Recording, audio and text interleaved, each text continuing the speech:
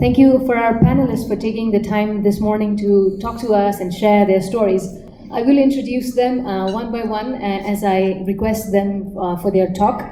But before that, a few basic rules about how this session will go, basic housekeeping. The talk is programmed for 12 minutes, so each panelist will receive 12 minutes to speak. And in between those 12 minutes, after 10 minutes, you will get a warning that says 2 minutes to go, and on the 12 minute, you will be told that the time's up through the sign over there. After the 12 minutes, we've allocated 3 minutes for questions, so we can allow maximum 2 questions for one speaker after each speaker speaks. So since we have only 3 minutes, it also suggests that you've got to put your questions pretty simply and in short words, even if it's a comment. So please respect the time for that matter. The session will be held in English and Nepali both, looking at the comfort of our speakers. And I suspect most of you in this room today are bilingual participants, so you are good with Nepali and English both, I believe. But if at any point of time you would like an interpretation or a summary, please just raise your hand and we'll do our best to ensure that the communication is smooth. So with that, we will go with our speakers. So firstly, I would like to introduce our first panelist for today for this session, Ms. Alisha Tuladar. She runs Allianz Systems Nepal Private Limited, that is based in Kathmandu and Japan both. She's recognized as a young and dynamic entrepreneur, and she was one of the participants from Nepal at the Global Entrepreneurship Summit held recently. She definitely did us proud. Over to her now.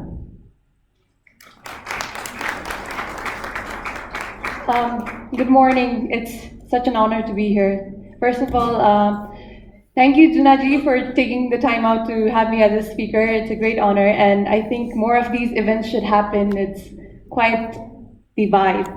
So let me dive in. I have 10 minutes, and I want to do my best here. My name is Alisha Tuladar, and just giving a brief background of where I came from or my journey so far. As a lot of you, I studied in Kathmandu for until A-levels. Most of my school years were in multi-international school. Then I went to Ratu Bangla and then on to this fantastic university called Ritsumeikan Asia Pacific University, APU, in Japan, and which was a very generous scholarship, and it made my life easier. And this is where my entire journey of as an entrepreneur started. So I was in Japan for 4 years, and I did a lot of extracurriculars. I participated in Global Business Leader. It's a club in the university and everything. But then I got to thinking, in my final year, I was thinking, so I have 4 years of Japanese language expertise, and I did my bachelor's in business there, a little bit of background in business, and I have interest in IT. So how can I make this worthwhile, and what can I also do to give back to the community to say, let's do business in Nepal? Because frankly, for me, I didn't see myself working in Japan. So then I got to thinking, so I did a couple of internships, including one in a magazine company, then on to JICA, and then on to this IT firm in Japan. So the third internship really changed my life, because it was 3 weeks of internship, but my goal was to get some business done, or at least to get the conversation started, because it's not that easy to close a deal. So basically, in my 3 months there, I proved to them saying, look, we have potential in Nepal, and especially in IT, because you really don't need an access to transport or access to sea to do business in IT, because your transportation is done by the internet and it can be anywhere. So that was my whole idea of saying, let's do business in Nepal. So that's when the whole business with the Japanese company started, and we founded Allianz Systems Nepal Private Limited. It's a young company. It's been about 7 months that we're in this field, and things are going great so far. And I'm also involved in entrepreneurship team in Microsoft Innovation Center Nepal, and there might be a few programs that might be relatable to you, which I'll mention later on. So that's just a brief background of myself. Now, my talk today, I want to focus on passion. So, what does passion mean to you? A simple question.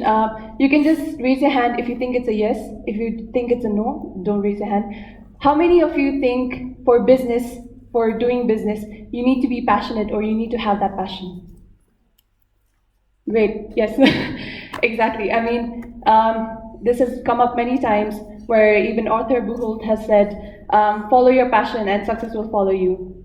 Another quote that says, the 3 P's of success: patience, persistence, and passion. And Warren Buffett himself has said, don't settle for anything other than your passion if you're lucky enough to find it. So the underlying question behind passion is, how do you find your passion? How do you know this is it, this is what you want to do? I mean, if you think about it, it's quite daunting to say, I'm going to spend the rest of my life doing this or the rest of 5 years. Because again, as Katrina Webb previously mentioned, time is very limited and you've got to live that time you have on earth. So this got me thinking, and just last month at Global Entrepreneurship Summit in Silicon Valley, I got to talking with this fantastic lady. Before I come to that, just how do you find your passion? Is it something you're born with? Is it something you study in school? Is it something you do your degree in? Just a thought of question to say, to keep your minds questioning. So with that, when I was at GES, Global Entrepreneurship Summit in Silicon Valley last month, I was at the same table with Rachel Milke, who was, I didn't know at the time she was the owner of Hilberg and Berg, and she was talking about her journey of entrepreneurship, and it occurred to me that she didn't know she was passionate about jewelry. Like, it was not something that she felt like she was born to do, but at one fine evening, she was just at her kitchen table and assembling jewelries, and that was liked and adored by a lot of her peers and family members, and the word of mouth got bigger and bigger, and when she finally said, we're going to do this, and from 2007 to 2015 today, she has over 200 employees, and her biggest competition is Pandora. So you can imagine so my point here is basically to say, think less, do more. I think rather than thinking about what your passion is, I think we've got to do more and not just think about it, but actually do. I think action really speaks louder than words. And my point of saying do more is not just doing things randomly, it's about doing it smartly. And there's a fine line between doing things and doing it smartly.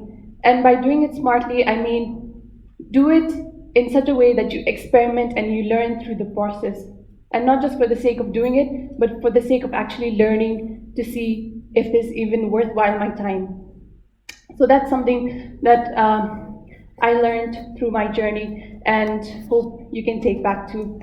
So experimenting, if you're interested in experimenting and you think you need a bit of time, and that education in business also, as Katrina Webb mentioned in her talk, that if there was a little bit of business education involved, that would be good. We also have a program at Microsoft Innovation Center where we say it's a pre-accelerator program. It's not an accelerator, it's before the accelerator, where it's more focused on educating the want-to-be entrepreneurs, the idea stage, the pre-MVP entrepreneurs.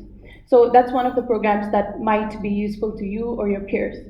And so then one of the recommended reads of this whole experimenting journey, and basically we know that we need to experiment, but sometimes we're not really sure what we're looking for or what you're wanting to experiment about. So one guide for you could be reading a book called The Lean Startup. I think that came up in the icebreaker too this morning. So The Lean Startup has helped me a lot. But while reading a book, don't just read for the sake of reading. Read for the sake of actually learning something and applying it to your business or to what you do in your daily life. So this is a book where the main idea is to really take your customer feedback in and to say, is this going to work or not? So that's the whole concept of Lean Startup. I think I'm not going to spend much time there, but this is a definite read, recommended read. And as Harry Truman once said, not all readers are leaders, but all leaders are readers. So I think as Nepalese or even as young people, we really need to have that habit of reading more and learning to learn, basically. I mean, you probably learn, but how do you, in this fast-changing world, how do you learn so quick to say, I can do this? Because it's all about micro-learning lately. You watch a YouTube video and you say, I can do that. So it's really about pacing up your speed and learning to learn and be leaders, and all leaders are readers. So that's just one of the things I felt. And the third is, sure, you're experimenting a lot, you're doing more, you're experimenting, but what happens if you fail? It's quite the social stigma, I think, especially in the Nepalese community, that you celebrate successes, but no one looks at the failures that put that person through that success. So I think the concept that this was very famous in even Silicon Valley, and I think in America too, that they really emphasize on failing fast. Sure, you'll fail, but fail fast so that you can move on and get the next big idea thing running. And that is something that I take personally with me. I'm sure you're passionate about something and you want to do this and that, but what if it fails? I think the key is to move on. And when you find that thing, that goal that you think is worth pursuing, then persevere. And trust in the power of perseverance. Because it really matters to stick through that thin and thick and to really bloom your business into what it can be, to reach its potential. So failing fast is something I would like to say today. And with all these, I think we've got this one more of a program that we have. It's from 11th to 13th. It's the first of its kind, and I think this is the right audience to speak to. We're having a entrepreneurial meet. It's focused for the startups more than the established businesses, and my volunteers will just spread the word around. I mean, this is 2 months from now, but I think it's worth putting in your calendar if you're a very busy person. So with that being said, my conclusion would be, so how do you find your passion? Rather than focusing on thinking about passion so much, I think the key is to think less, do more, see if that makes sense. If it does make sense, experiment. And if the experiment does not work, fail fast, move on, and finally persevere on the things that you think will make it. And make it big, make it an epic life.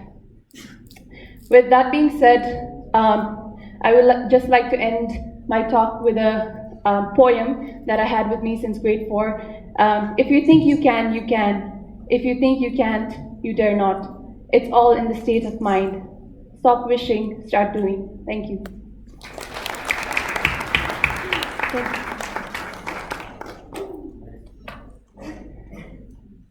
Thank you so much, Alicia, for keeping it in time. Such a jam-packed, full of information, full of inspiration, so much energy. Thank you so much. It was wonderful.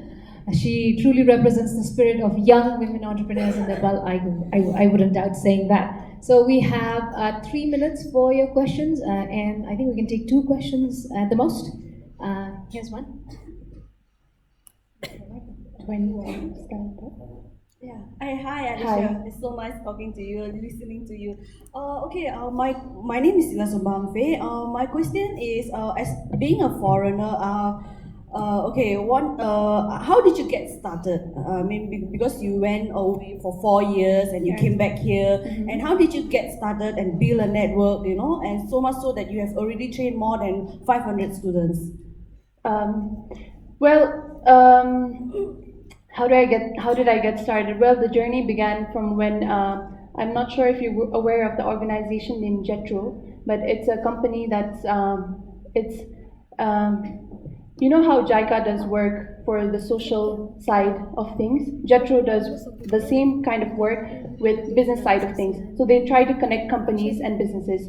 So that's when I got in touch. And this is, of course, thanks to my father and my parents' support that all of this started. So the conversation came when YESW approached my father, and he said, look, we have some Japanese clients interested, but do you think you can do it?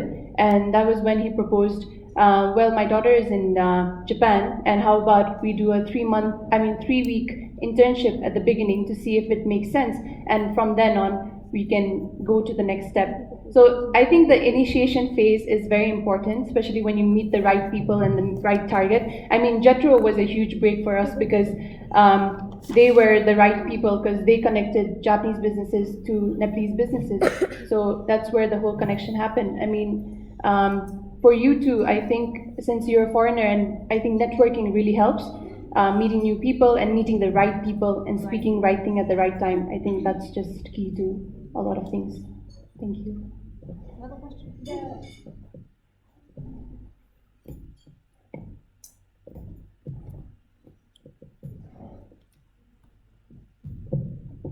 Hello, Alicia. Hi. It was nice hearing your stories. Thank you. And even I'm from tech background. I represent tech company. I'm founder of tech company named Spiker Solutions. I'm in the entrepreneur journey since 3 years. And you said that you are in the entrepreneurship team of MIC Nepal. So being from a tech company, so what are the things that you can expect from MIC Nepal for entrepreneurs, especially for tech entrepreneurs? Okay, tech entrepreneurs, great. That's exactly the target market we look at, I think, because there are very few tech entrepreneurs or tech companies in Nepal, and that's one thing we would like to expand or flourish in. So as part of the programs, we have quite a few programs. One is called Katharabhyata, which is like a monthly inspirational talk, similar to TED Talk, but it's more of an interactive way. Two, we have a pre-accelerated training, which is 3-month intensive, a mini MBA course. So a lot of the 3-month pre-accelerated training is because a lot of people in the tech field especially know all their technological course and curriculums, but they don't have any idea about business side. So that's where we try to fill in the gap to say tech companies can also learn and do business in as minimum as 3 months, but that's more of an educational goal. So those are some of the programs that we have, and if you want more information, I think unlimitedventures.net, there's a website and it has all the information. You can also check the website out. Thank you. That is the only 2 questions that we can afford for this session because we have to make way for other speakers too. But it was remarkable to notice that someone who can turn an internship into a business opportunity, that is definitely a sign of a true entrepreneur. So well done. While Alicia would represent the passion, the fire, the experiment, the spirit of this generation of failing fast and moving on, our next speaker represents one word Alicia used earlier, perseverance. So how to really persevere? How to stand through difficult times, because as entrepreneurs there are always going to be challenges, and it takes a lot of courage, strength and wisdom to go through that, and our next speaker might be able to tell us how to do that. Ms. Ramkali Khadka represents the Women's Skill Development Center in Pokhara, and she has over 40 years of experience of not only running a successful handicraft enterprise but also training over 500 women in several entrepreneurial skills. In all of this, her focus has been on empowering those with special needs and those with different abilities, some many call disabilities as well. But her efforts in this area has been laudable, and we would love to hear from her. Ramkali Khadka.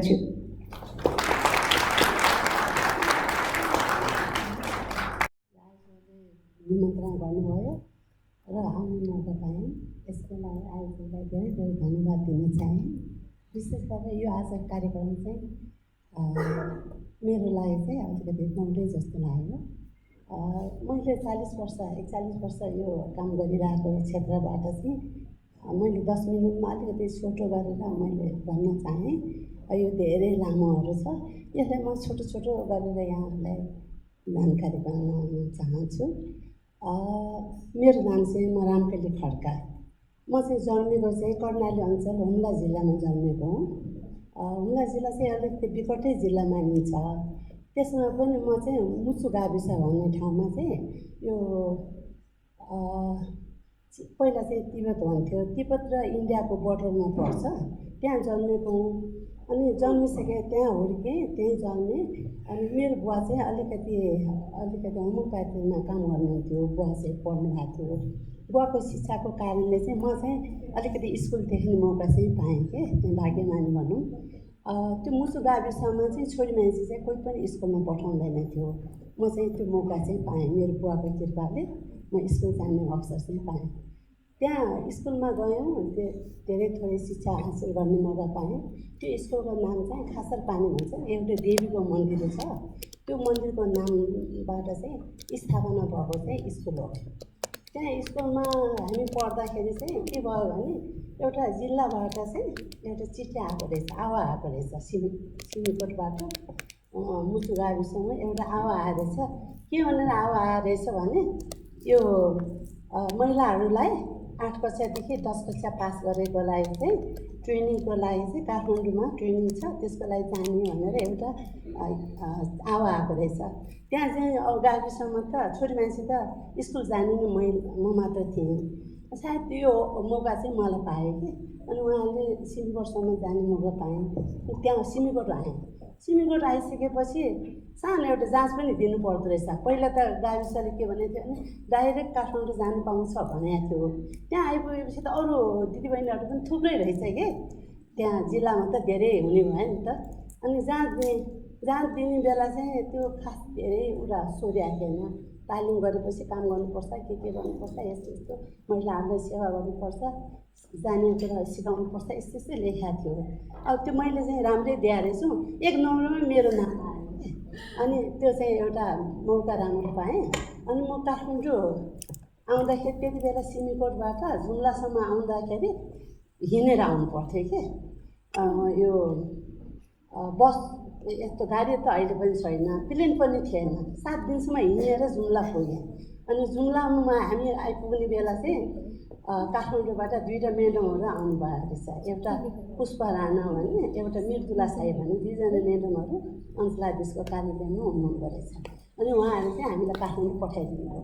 यो अहिले जाउरे खेल छ नि, नारायण भवन भन्छ नि, त्यहाँ चाहिँ training गर्ने मौका पाएँ।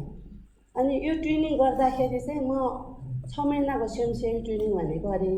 ट्रेनिङ सकिसकेपछि त्यहाँ चाहिँ एउटा राम्रो हामीले आफूले अनुशासन र काम गरेको सायद रेकर्ड होला। उहाँहरूले चाहिँ लगभग हामी 32-33जना ग्रुप थियौँ। त्यो मध्येमा चाहिँ पूर्वतिर एकजना म्याडम बहिनी दिदी एकजना चाहिँ फर्स्ट भयो। म चाहिँ त्यो ट्रेनिङमा चाहिँ सेकेन्ड भएँ। अनि भएपछि त्यहाँ चाहिँ एउटा कार्यकर्ता भन्ने ट्रेनिङ पनि खुल्दो रहेछ। त्यो ट्रेनिङ चाहिँ फेरि मैले अवसर पाएँ कि। अनि त्यहाँ 1 वर्ष फेरि मैले ट्रेनिङ गरेँ। ट्रेनिङ गरिसकेपछि के हुँदो रहेछ, त्यहाँ चाहिँ ट्रेनिङ राम्रोसित सिद्ध्याएपछि नेपाल सरकारले चाहिँ अस्थायी जागिर दिँदो रहेछ। त्यति बेला चाहिँ ग्रामीण विकास भन्थ्यो। गाउँ गाउँमा गएर महिलाहरूलाई ट्रेनिङ दिने, सिपहरू सिकाइदिने। यो त्यति बेला चाहिँ कस्तो खालको थियो भने जस्तो अब बच्चाहरू पाउनु भयो भने हस्पिटलमा जाने, अब बच्चाहरू पेटमा आएछ भने आइरन ट्याब्लेटहरू नखाने, त्यस्तो स्कुलमा पनि बच्चाहरू नानीहरू नपठाउने, त्यस्तो चलन चाहिँ थियो।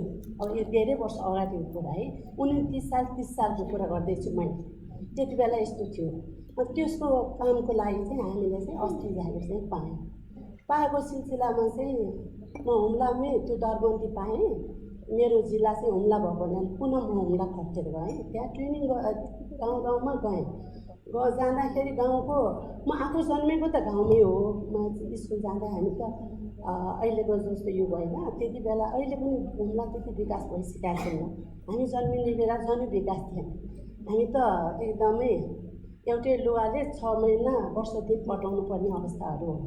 बुवाहरू अलिकति हुने भए पनि वर्षको 2 जोरभन्दा बुवा दिने चलन थियो। यस्तो युगमा चाहिँ हामी हुर्केको। त्यहाँ यसरी हामी त्यहाँ पुग्यौँ, गाउँ गाउँ गयौँ। आफ्नो घरमा हुर्केको भन्दा नि अझै दुःख देख्यौँ कि मैले त। एकदमै गाह्रो अवस्था चाहिँ महिलाहरूको चाहिँ देख्यौँ।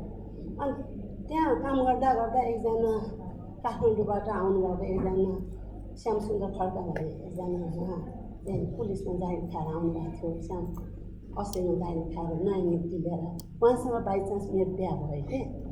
अनि बिहा भएपछि यता आउने मौका भयौँ न। यता आयौँ हामी पोखरा आयौँ। पोखरा होइन मेरो दरबन्दी श्रीमानको दरबन्दी भइरहेको भएको थियो। अनि त्यति बेला लोकसेवा खोल्यो, एकदम राम्रो एउटा मौका थियो। लोकसेवा खुलेपछि मैले काठमाडौँमा लोकसेवा जान्दिनँ म पास भएँ। पास भएपछि त्यति बेला 32 सालको कुरा हो, एकदमै 5 विकास क्षेत्र चाहिँ भर्खर खुलेको थियो। 32 सालमा 5 विकास क्षेत्र भएको, पुरानो अरू हुनुहुन्छ भने थाहा होला, नयाँ हजुरहरूलाई त अलिकति थाहा होला। अनि विकास क्षेत्र भएपछि नयाँ दरबन्दीले के गर्दो रहेछ, जहाँ नयाँ छ नि त्यहीँ पठाइदिँदो रहेछ क्या। मेरो दरबन्दी चाहिँ पोखरामा परेको कारण त्यो हो। अनि म चाहिँ लोकसेवाबाट डाइरेक्ट दरबन्दी चाहिँ पोखरा पाएको पोखरा गएँ। पोखरा पाएपछि त्यो चाहिँ 5 विकास क्षेत्र भएको हुनाले त्यो चाहिँ 3टा अञ्चल हेर्थ्यो, धौलागिरी, कर्णा के अरे लुम्बिनी र गण्डकी 3टा अञ्चल चाहिँ हेर्ने त्यो महिला प्रशिक्षण केन्द्र थियो, त्यो हेर्थ्यो। ट्रेनिङ गाउँ गाउँ जाने सबै कामहरू गर्थेँ। त्यो बेला जाँदाखेरि चाहिँ मैले चाहिँ महिलाहरूको आर्थिक स्थिति एकदम गाह्रो, सबभन्दा गाह्रो चाहिँ एकल महिलाले देखेँ। एकल महिलाहरूको चाहिँ 2टा नानी हुने, श्रीमान नहुने, घरमा सम्पत्ति पनि नहुने, अनि परिवारले पनि सहयोग नहुने, माइतीमा दाजुभाइहरूले त्यस्तो नहेर्ने, त्यस्तो दिदीबहिनीलाई। अनि त्यस्तै गरेर श्रीमानबाट अलग भएकोहरू भयो, श्रीमानले अर्को विवाह गरेको बहिनीहरूलाई, त्यस्तै गरेर शारीरिक कमजोर भएको बहिनीहरू, शारीरिक कमजोर भएको बहिनीहरूले काम त धेरै गर्नुहुन्छ क्या घरमा। अब हामी त गाउँ क्षेत्रमा गएपछि उहाँहरूको घर घर हेरिन्छ नि, उसले कस्तो गर्छ भने हामीले हेर्ने मौका पाउँछ नि। उहाँहरूले त्यो बिस्कुनहरू सुकाएको पनि हेर्छ, काम गर्छ, लुगा पनि धुन्छ, खाना पनि पकाइदिन्छ। त उहाँहरूले काम गरेपछि घर परिवारले नदेख्ने थिए, ए यो त कुँजो छ, पाल्नु पर्यो, यो चाहिँ अपाङ्गलाई हेर्नु पर्यो भन्ने त्यस्तो नराम्रो दृष्टिले हेर्ने, उहाँहरूको काम गरेको चाहिँ मूल्याङ्कन नगर्ने। मलाई चाहिँ भित्र चाहिँ मन दुख्थ्यो क्या, ए मसँग त केही पनि छैन, भयो त यस्तो एउटा रोजगार भए पनि खुलाउनु पाए त यो दिदीबहिनीहरूलाई कल्याण हुन्छ जस्तो चाहिँ मनमा लाग्थ्यो। आफूसँग पनि भर्खर जागिर खाएको छ, आफूलाई पनि 155 रुपियाँ तलब पाउँछ, त्यसले म हिँड्दा डुल्दा म आफैलाई ठिकै हुन्छ। खासै मसँग पनि आर्थिक केही पनि थिएन। त्यसै कारणले त्यो एकदमै गाह्रो स्थितिमा गाउँमा त्यो धेरै जिल्लाहरू हेऱ्यौँ। गाउँ डुल्दाखेरि यो समस्या चाहिँ एकदम नजिकबाट हेर्ने मौका चाहिँ पाएँ। पछि गएर यो 46 सालमा बहुदल आयो। बहुदल आइसकेपछि उहाँहरू अब यो प्रजातन्त्र आइसकेपछि एनजिओहरू धेरै आयो। आएको कारणले यो वुमन ट्रेनिङ सेन्टर पनि पोखराबाट चाहिँ तनहुँमा सरेको कारणले हामीले जान नै परेन। अनि यो महिला शिक्षा विकासमा चाहिँ मैले चाहिँ रोजगार कार्यक्रम चाहिँ सुरु गरेँ। रोजगार कार्यक्रम चाहिँ मसँग थोरै पैसा, म एकदम होइन, साधारण परिवार हो। मैले 10,000बाट 3जना बहिनीबाट सुरु गरेको। 46 सालमा रोजगार कार्यक्रम चाहिँ धेरै पछि सुरु गरेँ। अहिले हामी कहाँ बहिनीहरूले अहिले पनि भन्नुभएको थियो, हामी कहाँ 586जना दिदीबहिनीहरू काम गर्नुहुन्छ। त्यसमा सबभन्दा धेरै चाहिँ निम्न आय भएको बहिनीहरू हुनुहुन्छ, शारीरिक कमजोर भएको हुनुहुन्छ, यस्तै धेरै दिदीबहिनीहरू हुनुहुन्छ। अर्को अब एउटा हामी चाहिँ यो फेयर ट्रेड ग्रुप नेपालमा सदस्य छौँ, WTOमा पनि म सदस्य छु। त्यसमा चाहिँ भाग लिने मौका पाएँ कि यो 2011मा चाहिँ न्यू मोम्बासामा केन्यामा जाने मौका पाएँ। त्यहाँ जाँदाखेरि चाहिँ दृष्टिबिन बहिनीहरूलाई एकदमै काम गराइरहेको चाहिँ मैले हेर्ने मौका पाएँ। हामी कहाँ चाहिँ अरू बहिनीहरू हुनुहुन्थ्यो, दृष्टिबिन बहिनीहरू चाहिँ हामी कहाँ चाहिँ काम गर्नुभएको चाहिँ थिएन। त्यहाँ जाँदाखेरि चाहिँ यो गहनाहरू बनाउँदो रहेछ, पित्तलको गहनाहरू दृष्टिबिन बहिनीहरूलाई साँचोमा हालेर ट्याक्ट्याक काट्दो रहेछ।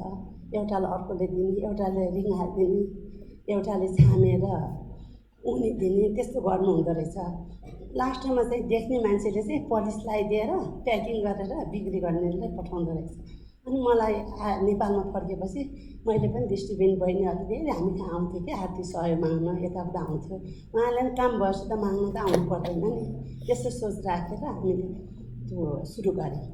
त्यति बेला 11मा हामी एकजना बहिनी लियौँ, सीता रानुभार भन्ने बहिनीलाई। उसलाई मैले ट्रेनिङ दिएँ, हातले बाँध्ने दिउँ। त्यो चाहिँ एकदमै राम्रो गर्नुभयो उहाँले। अनि गर्दा गर्दा अहिले हामीलाई 20-25जना चाहिँ दृष्टिबिन बहिनी मात्र काम गर्नुहुन्छ, त्यो चाहिँ डोरी मात्र बाट्नुहुन्छ। अब अहिले चाहिँ हामी कहाँ ह्यान्डिक्राफ्ट पौडाहरू बनाउँछौँ, ब्यागहरू बनाउँछौँ, ब्यागहरू विदेशमा बिक्री गर्छौँ। हाम्रो दिदीबहिनी हामी चाहिँ डोनर पनि छैन, विदेशी जाति संस्थाहरूको पैसा पनि त्यो संस्थाले आउँदैन। त्यस्तो गरी नेपाल सरकारबाट पनि पैसाहरू आउँदैन। हामी आफैले कमाएर दिदीबहिनीहरूले मिलेर खाने हो। कोही मार्केटिङ क्षेत्रमा हेर्छ, कुनैले डिजाइनमा हेर्छ, कुनैले प्याकेजिङ गर्छ। हामी कहाँ 3टा ब्रान्च अफिसहरू छ, विभिन्न ठाउँमा काम गर्नुहुन्छ बहिनीहरू। त्यसमा कुनै चाहिँ 18 किलोमिटर टाढा छ, कुनैमा चाहिँ 28 किलोमिटर टाढा छ। त्यो चाहिँ उहाँहरू आउनु जानले धेरै गाह्रो भयो। अनि त्यसको कारणले ब्रान्च अफिसहरू खोलिदिएको छौँ। भन्दाखेरि अब हामी समय छोटो छ। मैले यहाँहरू हाम्रो पौडाहरू चाहिँ 80% चाहिँ इन्टरनेसनल मार्केट गर्छौँ, डोमेस्टिकमा चाहिँ हामीले 20% मात्रै बिक्री गर्छौँ। यहाँहरूले मैले मेरो अनुभव बताएँ, केही छ भने यहाँहरूले सोध्नुभयो हुन्छ। यही नै हो। हस्, धन्यवाद।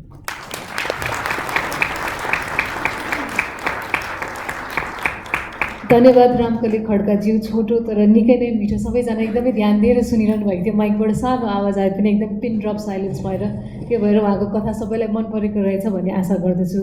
अवसरहरू पछ्याउँदै हिँडेर मेहनत गरेर हरेक अवसरमा एक कदम अगाडि लिँदै सफलता पाएको उहाँको कथा निकै नै प्रेरणादायी थियो। सेवा र उद्यमशीलतालाई कसरी जोड्न सकिन्छ र सेवा गर्न एनजिओ नै सधैँ चाहिन्छ भन्ने पनि छैन। उद्यमबाट पनि मानिसहरूलाई सेवा पुर्याउन सकिन्छ, मार्केटबाट उद्यमशीलताबाट पनि मान्छेहरूलाई सेवा पुर्याउन सकिन्छ। सधैँ एड नै दिइराख्नु पर्दैन डिफ्रेन्टली एबल्ड मान्छेहरूलाई भन्ने उहाँको अप्रोच एकदमै राम्रो थियो। उहाँप्रति केही प्रश्नहरू छ भने कृपया राखिदिनु होला। अङ्ग्रेजीमा सोध्नु छ भने ट्रान्सलेट गर्नुपर्छ भने नेपालीमा गर्छु, अदर वे अराउन्ड पनि। सो यहाँ एउटा प्रश्न छ, त्यहाँ एउटा प्रश्न छ। नमस्ते म्याम, मेरो नाम एलिसा भण्डारी हो। म पनि हजुर जस्तै सिन्धुपाल्चोकमा एउटा क्याम्प छ, त्यहाँ 125 घर धुरीहरू चाहिँ विस्थापित भएर बसिरहेछ। उहाँहरूको लागि चाहिँ गलेसा कारखाना खोलेको छु मैले। अहिले हाम्रो उद्देश्य चाहिँ 100जना जति महिलाहरूलाई रोजगारी दिने थियो, त्यसमा म 40 दिन सफल भइसकेको छु 4 महिनाको ड्युरेसनमा। कहाँ भन्नुभएको थियो अरे, उहाँले सुन्नु भएन? सिन्धुपाल्चोकको सेलाङ गाविसमा। हजुर, हजुरको लागि क्वेसन चाहिँ नेपालीमा एउटा भनाइ छ नि, महिलाहरूले नै महिलाहरूको खुट्टा तान्ने चलन छ, प्रगति गर्न दिँदैन भन्छ। त एउटा महिला भएर महिलाहरूको लागि काम गर्नलाई हजुरलाई सबैभन्दा ठुलो च्यालेन्ज चाहिँ के आयो यति वर्षको ड्युरेसनमा? सहयोग गर्ने महिलाहरू पनि धेरै छ है, खुट्टा तान्नेहरू पनि छ। तर राम्रो आफूले सही बाटो गयो भने खुट्टा तान्ने देखेर डराएर पछाडि हट्ने कुरा आएन, अगाडि बढ्नु पर्यो। हामी व्यवसाय गर्ने काम गर्ने भएपछि कसैले यस्तो पछाडि भन्यो भन्दैमा डराएर पछाडि हट्ने कुरा भएन। यहाँले भन्नुभयो सिन्धुपाल्चोकमा यस्तो, यो चाहिँ हाम्रो क्षेत्र चाहिँ परेन, हामी पोखरा पऱ्यौँ। यहाँ यस्तो कुराहरू छ भने यो फ्युचर ग्रुप नेपालमा चाहिँ सिन्धुपाल्चोक एरियामा यस्तो महिलाहरूलाई रोजगार दिनेमा यो सानो हस्तकला मागुठी एसिपी उहाँहरू चाहिँ सिन्धुपाल्चोक एरियामा हेर्नु भएको छ। यहाँ सम्पर्क राख्नुभयो भने अवश्य पनि सहयोग पाउनुहुनेछ र उहाँहरूको लागि रोजगारको सिर्जना हुनेछ भन्ने म आशा राख्छु। अर्को प्रश्न यतापट्टि थियो कि हात उठेको जस्तो लाग्छ। यहाँ एकछिन म्याडम, माइक आउँदैछ। म पदमाथेमा, म चाहिँ निजामती कर्मचारी भएको हुनाले अहिले रिटायर भइसकेको छु। उहाँको सुन्दा यति मन के भएर आयो कि म त एकचोटि भए पनि सोध्छु भन्ने चाहिँ त्यसैले सोधेको हुँ।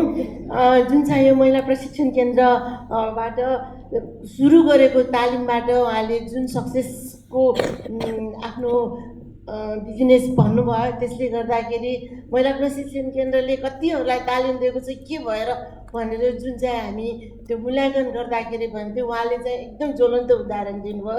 र त्यस बेलाको त्यति थोरै तलबबाट पनि जोगाएर सानो बिजनेस यसरी गर्नु भएर महिलाहरूलाई जुन सशक्तिकरणको लागि जसरी उहाँले योगदान दिनुभएको हो, त्यो एउटा चाहिँ एकदम प्रशंसनीय कार्य जस्तो लाग्छ। तर यसरी गर्दाखेरि किनभने रिसोर्स मात्रै भएर हुँदैन, तालिमको मतलब त्यो कुनै पनि बिजनेस चलाउँदाखेरि सिपहरू स्किलहरू जरुरी हुने हुनाले यो 546जना तालिम दिँदाखेरि कस्तो कस्तो स्किलहरू दिनुभयो त्यसबारे प्रश्न गर्नु होला कि?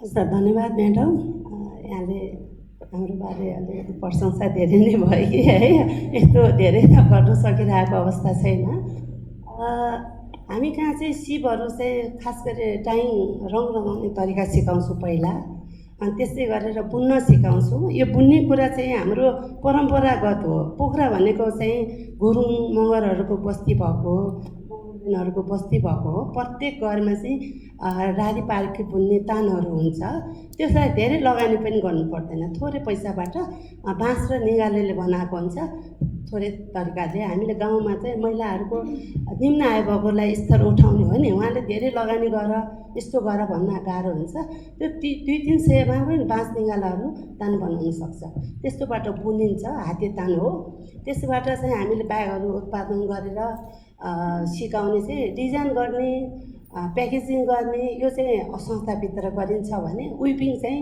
अहिले जति छ 400भन्दा बढी 500 हाराहारी बहिनीहरू त गाउँ क्षेत्रमा बस्ने चाहिँ यो विपिङ ग्रुपहरू हो हजुर हस् I just wanted अनि to. हामी कहाँ चाहिँ ट्रेनिङ चाहिँ यो मात्र होइन रोजगार मात्र यतिजना हो ट्रेनिङ चाहिँ यो 2032 सालदेखि सुरु गरेको संस्था भएको हुनाले हामीले 12,000भन्दा बढी बहिनीहरूले तालिम दिएको छौँ हामीले सिलाइ तालिम गरे दिदीबहिनीहरू धेरै जसो गार्मेन्टहरूमा काम पाइरहनु भएको छ हामी कहाँ विभिन्न ट्रेनिङ गरेको पनि अहिले धेरै ठाउँमा काम पाइराख्नु भएको छ त्यही पनि अरू संस्थाहरू खोल्नु भएको छ थुप्रै संस्थाहरू खोलेको दिदीबहिनीहरू हामी कहाँ ट्रेनिङ गरेर दिदीबहिनीहरू त्यहाँ टिचरको रूपमा काम पाइरहनु भएको छ कुनै अरूहरू काम पाइरहनु भएको छ कसैले आफूलाई नै उद्योग सानोतिनो खोल्नु भएको पनि छ त्यो चाहिँ राम्रो कुरा छ र जस्तै हामी कहाँ चाहिँ निम्न आय भएको मात्रैलाई हामीले रोजगार दिने हो सक्नेलाई चाहिँ हामीलाई रोजगार दिने चाहिँ होइन हस् I just wanted to. I just wanted to add a few more things. If you want to see and know about her organization, you can go to Facebook and search for Women Skill Development Organization Nepal. And if you want to see what kind of products they produce, her website is www.wsdonepal.com, which you will find in Facebook. They have amazing products. Thank you. Thank you Ramkali खड्काजी धेरै धेरै धन्यवाद सबैले निकै नै रुचाउनु भयो यहाँको कथालाई र यहाँको अन्टरप्रेन्योरियल जर्नीलाई अब कार्यक्रमलाई अगाडि बढाउँ our next panelist is miss Prasanna Basnet who is a cotton industry entrepreneur and is the owner of Cotton Mill Kathmandu. Cotton Mill Kathmandu makes your house beautiful by producing curtains, cushions, bed sheets, etc., which are carefully prepared by 18 creative and skillful women who work for Miss Prasanna. Over to you. Thank you very much. Good afternoon, ladies and few gentlemen. I'm very happy and very grateful to be here, to be talking about my entrepreneurial journey to such wonderful people today. Well, until very recently, I had no idea about entrepreneurship. I had no idea about what entrepreneur is. I didn't know about running a business. I had no idea about balance sheets. I still don't know. I didn't know about anything. We started with absolute zero. Today, Cotton Mill makes beautiful home textile like bed sheets, cushion covers, curtains, table covers, and everything that a house needs.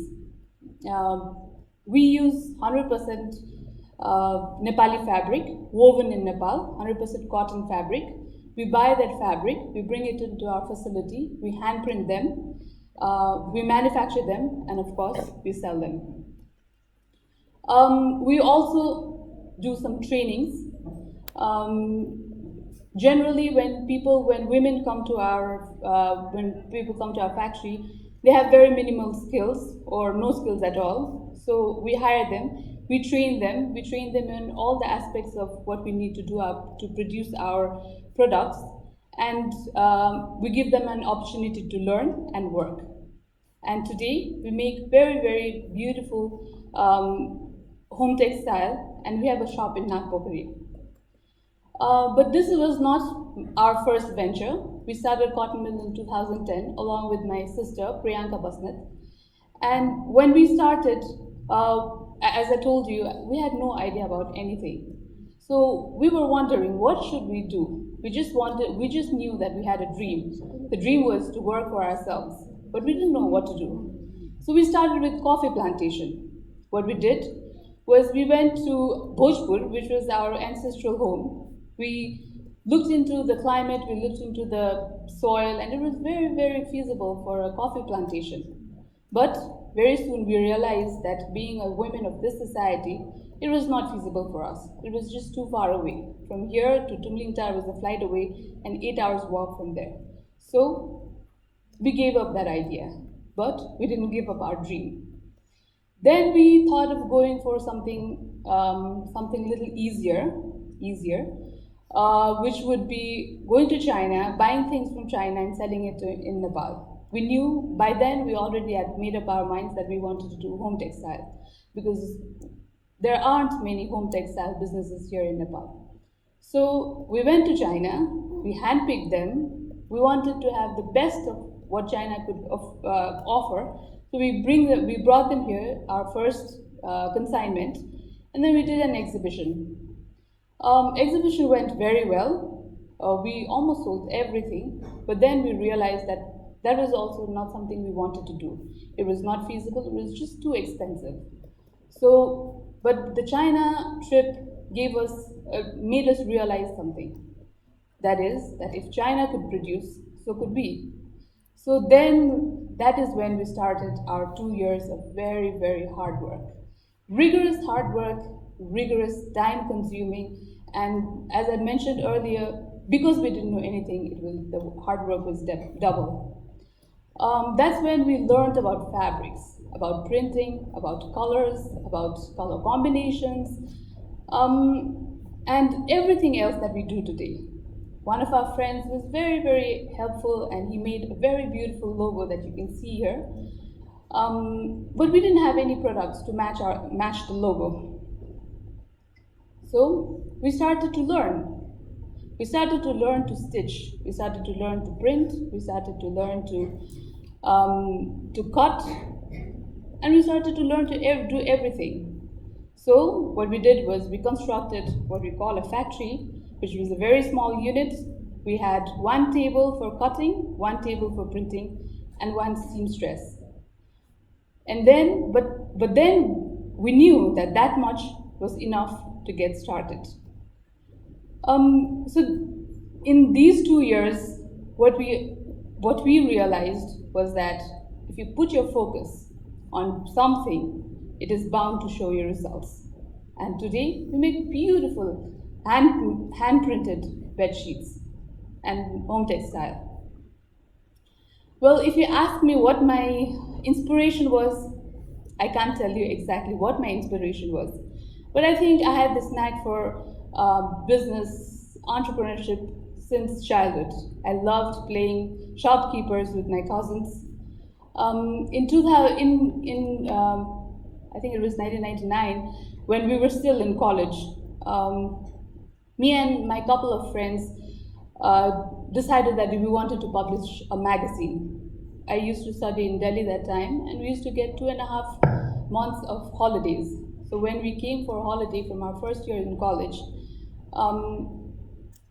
we published a magazine. For that, we need sponsored, we wrote articles, we interviewed people, we found a publishing house, and we also found sponsors. And we made money out of it. Well, most of the money went on parties and everything, but we actually did that. And after college, one of my friends, again, the same friend who I did the magazine with, we were just sitting together and we were talking, and we wanted to do something.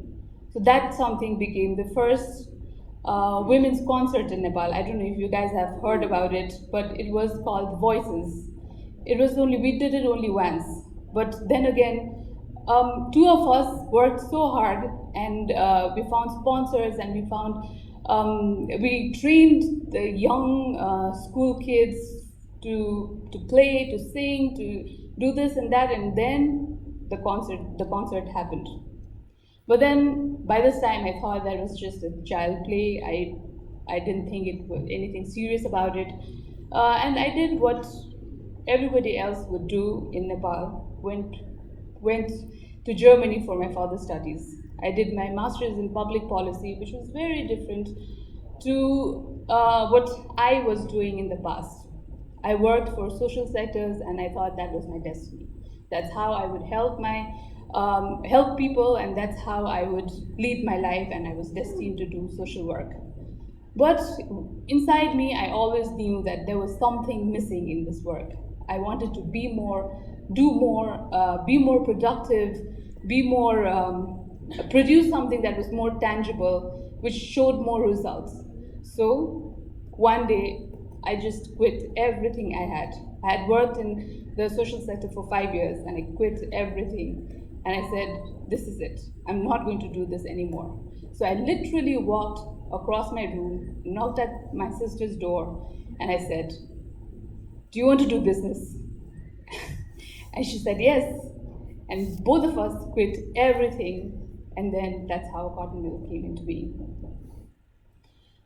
Yes, we did have a lot of challenges. Being a woman is a challenge. Being a woman in business is a bigger challenge. You have to look after your house, you have to look after your family, you have to look after the people who are working for, and you don't have any time for yourself. I haven't watched a movie in I don't know how many months. But with all those challenges, there's a reward. And the reward is you get satisfaction. You get to work for yourself.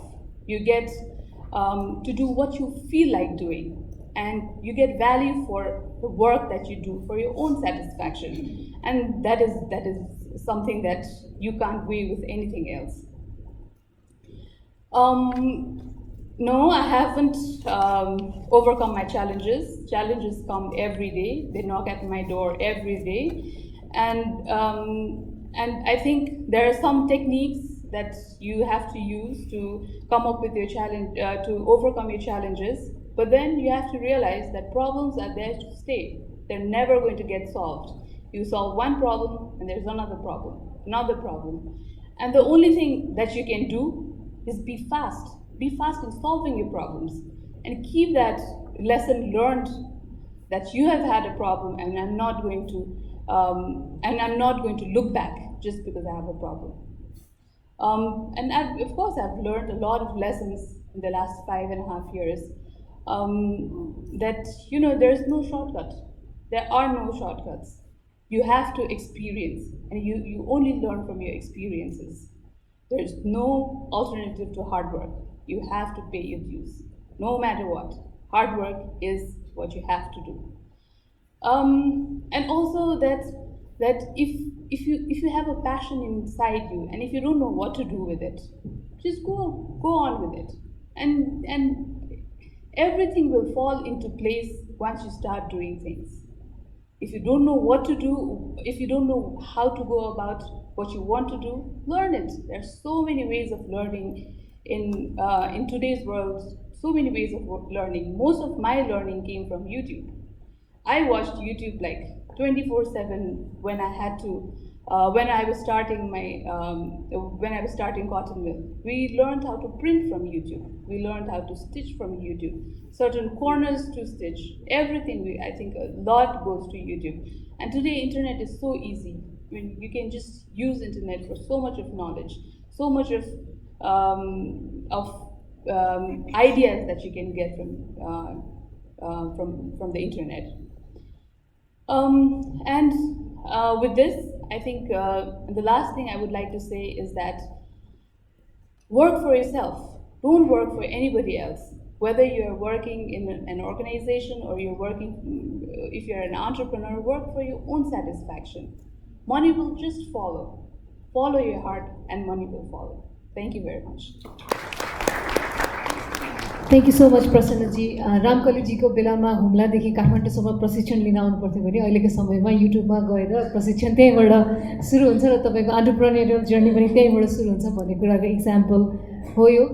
From Prasanna's talk, what we can learn is sometimes becoming an entrepreneur is just taking a plunge and responding to that inner voice that might be subdued all throughout the years. But one day you wake up and just tell your sister, do you want to start something? And that's how you get started. And there's YouTube and there's your friends and family, and things will move along. So if you have any questions about this journey, yeah, there's one. There's another one. Oh my God, there are 4 hands. I don't know which 2 to pick. 5. How about we give an opportunity to those who haven't asked questions before? So I think that is a unique hand there. Hi, I'm Sunita. I represent in agriculture sector. To Prasanna is my friend. Again, I like to request her to explore some things like when you start your business. I think you same as you became a mom also, and whenever we are together, your baby is with us. So this is the one part. All business women who are in business now. I have also a 12-month baby with me, and I have to take care of this. So how you balance your baby and a business as this? Can you explore it? Then most of women who want to continue business and a baby together, they can be inspired from you. Yeah, I mean, that's a very good question. It was about 2 years into my business when I had my baby. I took 3 months leave from work. Thank God I had my sister to help me with it. But after that, I took my daughter to work every day. She literally grew up in my factory until she was 1.5 when I started sending her to school, play school. So she would go to school from 9 to 12, and at 12:30 I would reach home, feed her, put her to sleep, and there was a nanny who looked after her. So a couple of hours she would sleep for a couple of hours, and I would leave her home, go back to work, and then after 5 I didn't work. So that I kept as a rule, that I wouldn't work after 5 and I wouldn't work on Saturdays. So I think that is what helped. Now she knows that I have to go to work, and and she doesn't make a fuss anymore. She loves going to the factory and she enjoys it. Thank you. Great. Another question. There. Yeah. Hello, my name is Alfazar Asbandari. Hi. So, like reading your story, it feels like I'm hearing my own story. Like, she's my sister, and we are business partners since 2011. We founded a brand called Ekadesma. So, we are situated in Tamil. We have like ups and downs, like you said, those like working 24 hours in the factory, like stressing too much, not sleeping well, everything. But beside that, we have our we are quite success in our store, what we call itself like. So we have our 80% of our customers, like they are working customers since our business is located in Tamil. So we have 80% of our customers, they are just the foreigners. So what we wanted is like we want to merge in our Nepali market. So do you have any suggestions? Like we are in business for last 5 years. But we really want to know from, like, since you're a master at I love your like materials. I've been to a store and I've been buying some of like cushions and beds. They're really amazing. So I'd like to ask you some marketing strategies, like how to work in our Nepali market, like how you are selling your goods, where are you reaching, and how are like establishing certain things like that. Also based on the printing, since we do like printing on clothes, t-shirts, we have so much of hassles, Somebody does the mistakes and we have to like see the blunders. We have to bear the cost of everything and nobody's there to respond. So I'd like to ask and get the feedbacks on the printing process that you do and also the marketing strategies. Thank you. I'm so glad to hear that you also print, because I don't think there are many women who do the hand printing thing. Congratulations, because it took us 3 years to learn it. But yes, we also started, when we started, our focus was not the foreigners, but it just happened that a lot of foreigners came in. We always wanted to focus on Nepali markets. That's how our pricing is done, that's how we choose colors, and that's how we plan. But yes, a lot of foreigners came in. Marketing, we have not really done our marketing, but there are 2 sites that have really helped us. One is that there's an expat community group called Google Group. I don't know if you know about this. It's KTM Google Group.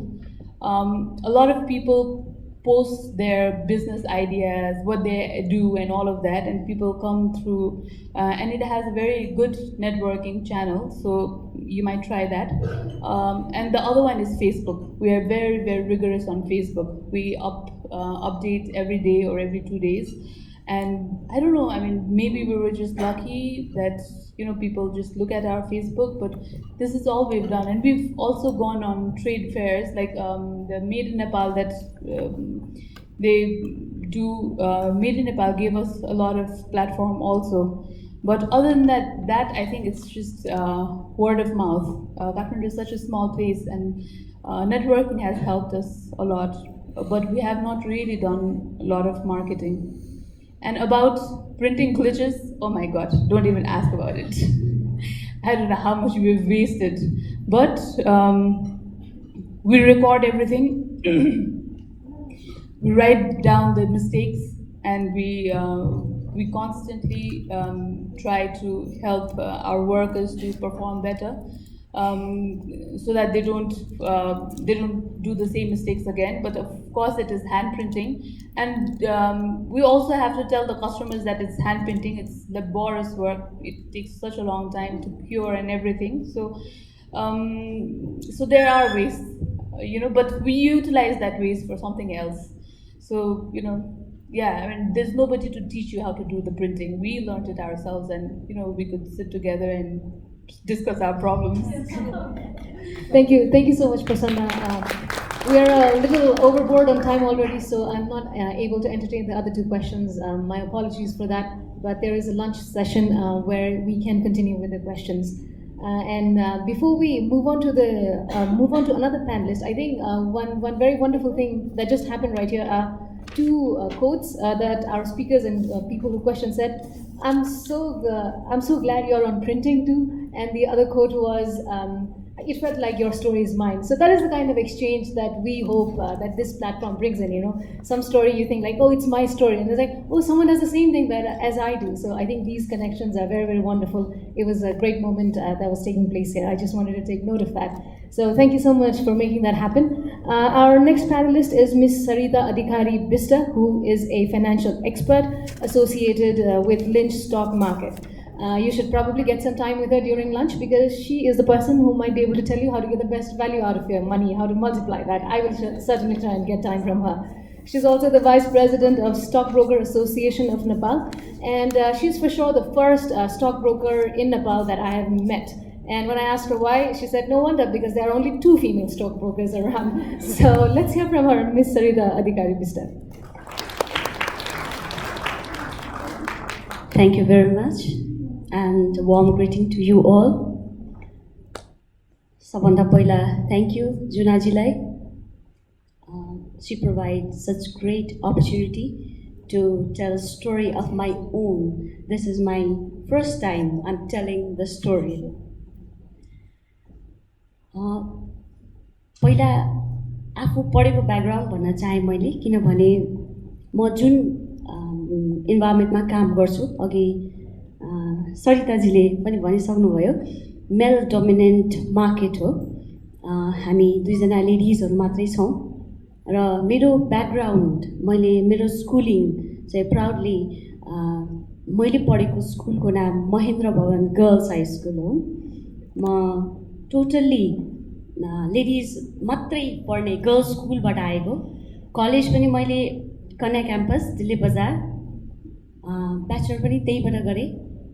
Luckily masters चाहिँ शङ्करदेव चोइस गरेको। First time त्यहाँ जाँदा सबै मतलब first time चाहिँ त्यो जेन्ट्सहरू भएको इन्भाइरोमेन्टमा जाँदाखेरि अलिकति टिमिड, साई, चुप लाएर एउटा कुनामा बस्ने खालको केटी थिएँ म। अहिले मसँग सबै मेल डोमिनेन्ट मार्केटमा काम गर्दा अहिले एकदमै प्राउड लाग्छ। कस्तो इन्भाइरोमेन्टमा पढेँ भन्ने काउन्ट गर्दैन रहेछ।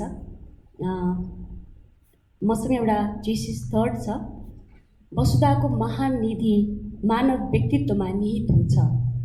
इन्भाइरोमेन्ट मात्र होइन रहेछ, आफूभित्र के छ त्यसलाई खोज्यो भने त्यसलाई रिफ्लेक्ट गर्न सकिन्छ। अहिले म एज अ स्टक ब्रोकर, त्यो पनि नेपालमा 2 जना मात्रै छ, त्यो मध्ये पनि म एउटा हो भन्दा I feel very very proud र थ्याङ्क्स। अनि त्यो सँगसँगै सबै ब्रोकर्सहरूको एसोसिएसनमा as a secretary general 2 years, अनि अहिले चाहिँ as a vice president leading पनि गर्दैछु।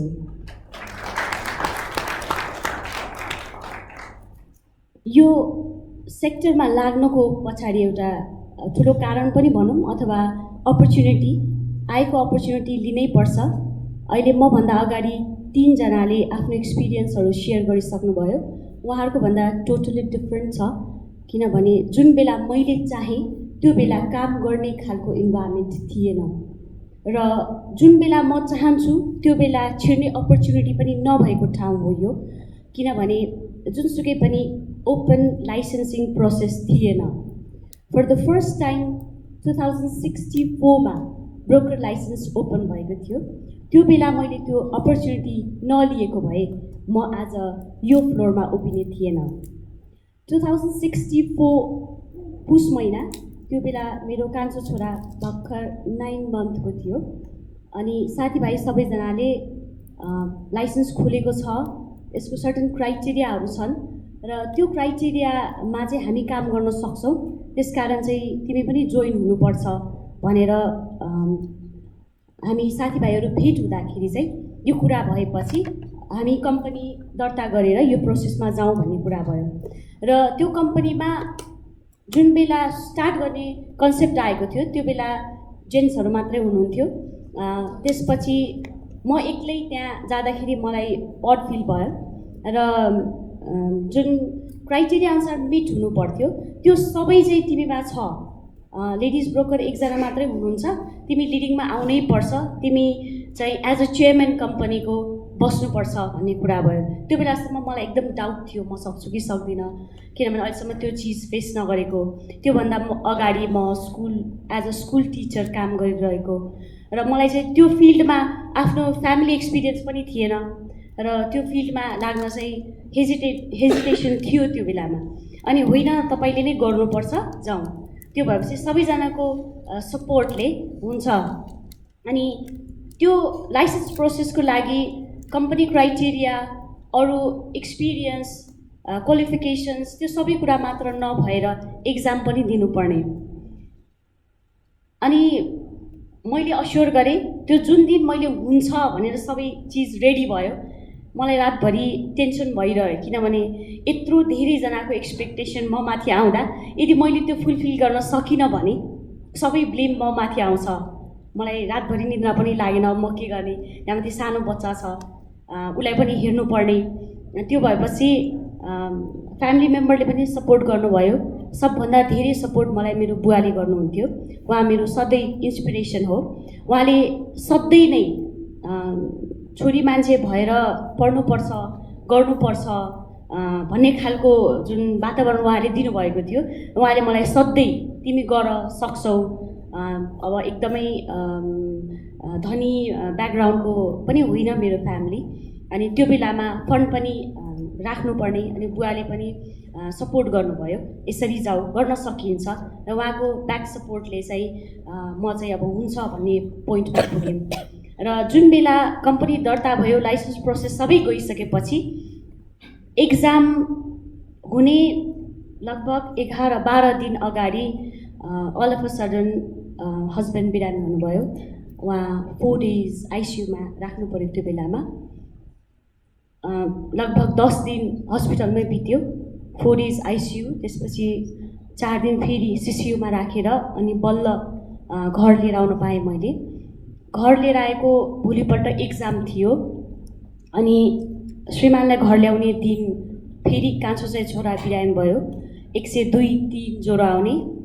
अनि श्रीमानको हालत त्यस्तो, उहाँको कन्डिसन यस्तो थियो कि उहाँले कोही रिलेटिभ्स देख्नुभयो, कोही चिनेको मान्छे देख्नुभयो भने भए पनि उहाँ रोइहाल्ने, आँसु आइहाल्ने, किनभने त्यो बेलाको कन्डिसन अब ऊ फेरि फर्केर आउँदैन भन्ने खालको इन्भाइरोमेन्ट थियो। र त्यो बेलामा झन् मलाई डर लाग्यो, अब मैले भोलि कसरी जाँच दिने, जाँच दिएर राम्रो पोजिसन ल्याउन सकेन भने, किनभने टप 27 जनाले मात्रै लाइसेन्स पाउने, 300 एक्जाम दिँदै थिए। त्यो बेला जुन अरू क्राइटेरियाबाट ऱ्याङ्किङ थियो, त्यो बेला म 7th पोजिसनमा थिएँ। लेडिज अर्को एकजना हुनुहुन्थ्यो, उहाँले पछि एक्जाम दिनु भएन। र त्यो कन्डिसनमा अब मैले सबै चाहिँ कम्पनी सक्सेस त्यो बेलाको लागि जुन स्टार्टअप थियो त्यो बेलाको लागि सबै मेरो माथि थियो र मेरो कन्डिसन चाहिँ त्यस्तो खालको ब्याकग्राउन्डमा मैले एक्जाम दिनुपर्ने, त्यो पनि हस्पिटलमा बस्नुन्जेल पनि मैले मटेरियलहरू स्टडी गरेँ जुन बेला टाइम हुन्थ्यो। अनि अब लक्किली भनौँ अथवा चाहिँ अनलक्किली एक्जाम भोलि बिहान हुने, आज बेलुका 4 बजे एक्जाम पोस्टपोन भयो भन्ने कुरा आयो। त्यसपछि लिगल अनेक कुराहरू भए। 4 वर्षपछि 2064मा मात्रै हामीले स्ट्रगल गरेर लाइसेन्स पाएको हो र आज म यो पोजिसनमा पुगेको छु। र जुन बिजनेसमा छ लेडिजहरूको लागि टफ छ भन्ने पछाडि हट्नुपर्ने त होइन। सबै साथीहरू हुनुहुन्छ, उहाँले पनि सपोर्ट गर्नुहुन्छ। लेडिज भएर गर्न नसक्ने बिजनेस त रहेनछ, गर्न सकिन्छ। आफूमा एम हुनु पर्यो, स्ट्रगल गर्नुपर्छ, त्यसकारण त्यहाँसम्म पुगिन्छ। यो कुरा आफूमा छँदैछ। जुन बेला बिजनेस स्टार्ट गरेँ 68मा, त्यो बेलामा इन्डेक्स एकदमै कम, भल्युम पनि धेरै थिएन। आज मैले 1 लाख बिजनेस गरेँ भन्दा खुसी हुने बेला थियो र आज टर्नओभर कम्पनीको डेली 12 करोडसम्म पुर्याउन सकेको छु र मार्केटले पनि फेभर गर्छ। Thank you so much. र यसमा चाहिँ सधैँभरि अघि भने जस्तै लेडिजको खुट्टा तान्ने प्रवृत्ति सबैतिर हुँदैन, हामी तिनीहरूलाई पन्छाएर हिँड्न सक्नुपर्छ। र मलाई सधैँ मसँगै हुने मेरो आमा हुनुहुन्छ, मेरो सासूले मेरो छोराहरूलाई टेक केयर गरिदिनु भयो। अहिले मसँग हुनुहुन्न, तर उहाँले एकदम राम्रोसँग मेरो छोराहरूलाई टेक केयर गरिदिनु भयो, जसले गर्दा म आज यो पोजिसनमा पुगेको छु। र जुन पोजिसनमा छु यहाँहरूलाई पक्कै पनि मैले केही हेल्प गर्न सक्छु होला, किनभने मनी म्याटर्स। सबैको मेन पिलर भनेकै इकोनोमी हो र त्यसलाई स्ट्रङ बनाउनको लागि स्पेसल्ली झन् हामी लेडिजले स्ट्रङ हुनैपर्छ। किनभने जुन घरको मेन पिलर लेडी स्ट्रङ छ त्यो पक्कै पनि फ्लरिसिङ भएर गएको देखिएकै छ, रेकर्डेडै छ। Thank you so much for providing this great opportunity. Thank you. Thank you, Sarita ji. Thank you so much. It was the round of applauses while you spoke just spoke for itself that how great the session was. Congratulations on your massive successes. But one thing to take away from that is we all have our own Mount Everest to conquer, and it takes a lot of determination and perseverance to stick through that, even to study while you're in the hospital and concentrate and get through it, So it is a great story for all of us. If you have any questions, I have 2 questions. One is there. And yeah, we'll start with one then. Hello. Okay. Thank you, ma'am. Ma'am Sarita, ma'am. Yeah, ma'am. Namaste, ma'am. So actually, ma'am, main thing, ma'am, is you're a stockbroker, yeah, ma'am. And everyone knows you are a stockbroker business. So you have a deep knowledge of Nepal stock market, isn't it, ma'am? So the thing, ma'am, my question is, ma'am, don't mind if I'm going to read it in my notes. So business in Nepal is very hard to build. Investors first look up to the value of our countries before they invest. Nepal's value, money, and international market has a very difficult value. In others' country, money's value. In other words, it has a less amount than any other country's money value. So I have a very simple question, ma'am. As a stockbroker, ma'am, meaning if you're a stockbroker, you have always updates to stock market, either national or international value. So in my simple question, ma'am, is how do you convince or what will be your best view or advice to foreigners, investors to invest in Nepal? Only that, ma'am. Thank you. Thank you for the question. For foreign investors, you want to say, for foreign investors, actually, in stock market, there is till now there is no opportunity to invest as an investor directly according to the rules and regulations. You can go through the portfolio managers, but not for the foreign investors. It is for NRN, I think. So foreigners, they cannot invest in our stock market till now. So we are trying to make our market open for the foreigners also. Thank you. Thank you. Is there another question? Okay. Okay. One in the back. There.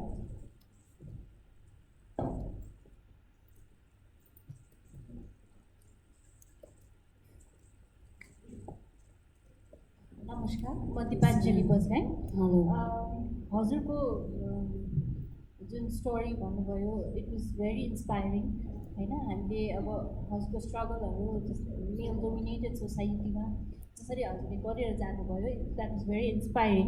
अब मैले खास जान्न खोजेको कुरा चाहिँ हजुरलाई जुन यो stuck मार्केटमा जुन गर्नुभयो यसको पछाडि चाहिँ प्रेरणा एउटा दिने हुन्छ नि, यो स्टार्ट गर्नुपर्छ म यसमा जाने, बिकज हजुरको ब्याकग्राउन्ड पनि त्यसमा रिलेटेड थिएन भनेर भन्नुभयो, के थियो होला हजुर? Thank you for the question. मैले जुन एज अ स्टक ब्रोकर हुनको लागि जुन एउटा इन्सपिरेसनको कुरा गर्नुभयो त्यो बेलामा फर्स्टमा एसएलसी दिने बेलामा म मेरो स्कुलको टपर, मेरो एम साइन्स पढेर डक्टर बन्ने नै थियो। किनभने स्कुल टप गर्ने मान्छेले अरू फिल्डमा लाग्नु सेमलेस पनि हुन्थ्यो कि त्यो बेलामा। अहिले त अब सबै डाइनामिजम आइसकेको छ, त्यो बेलामा चाहिँ साइन्स पढ्नै पर्छ त्यो खालको फिलिङ थियो।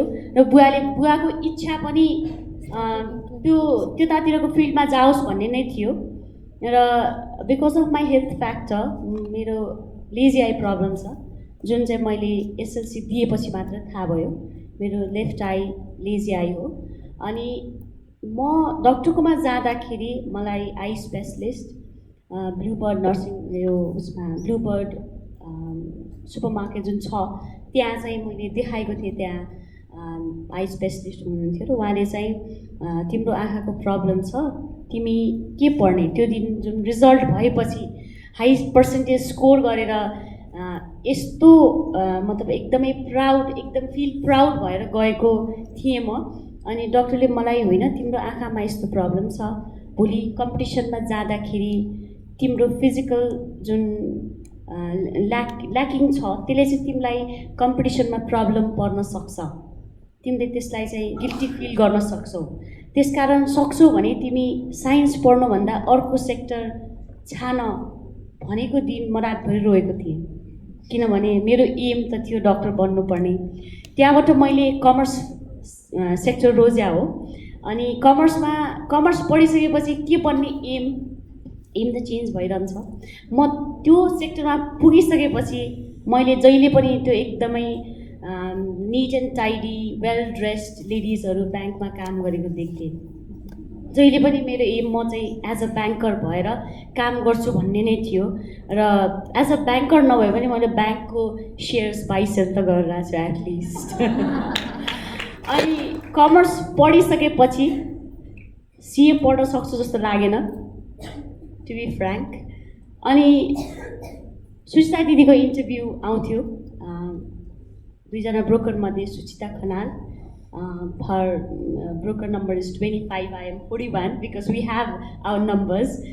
अनि सुचिता दिदी हामीभन्दा धेरै अगाडि पहिलाको जुन स्टक मार्केट अहिले त त्यस्तो छैन, त्यस्तो एक्सपिरियन्स त हामीले गर्न पाएनौँ। ओपन क्राई आउट सिस्टम थियो, धेरै केटा मान्छेहरूसँग सँगसँगै दिदी कराएर सेयर बिट गर्नुहुन्थ्यो।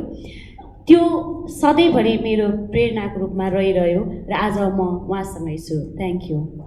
Thank you. Thank you so much. We hope there will be a third stockbroker joining us for the conference next year, if that is the case. But thank you so much for your time. I guess all of you will join me in congratulating the organizing team for getting such an excellent panel together. So great job. There was passion, there was humility, there was genuineness, some real strength and courage that we saw in this session. So thank you to all our panelists here for being so candid and open and sharing their experiences. And by way of saying thank you to them, We have small tokens of appreciation for you, and to hand them over, may I please invite the president of NYEF, Mr. Mangesh Lal Shrestha, to do the honors.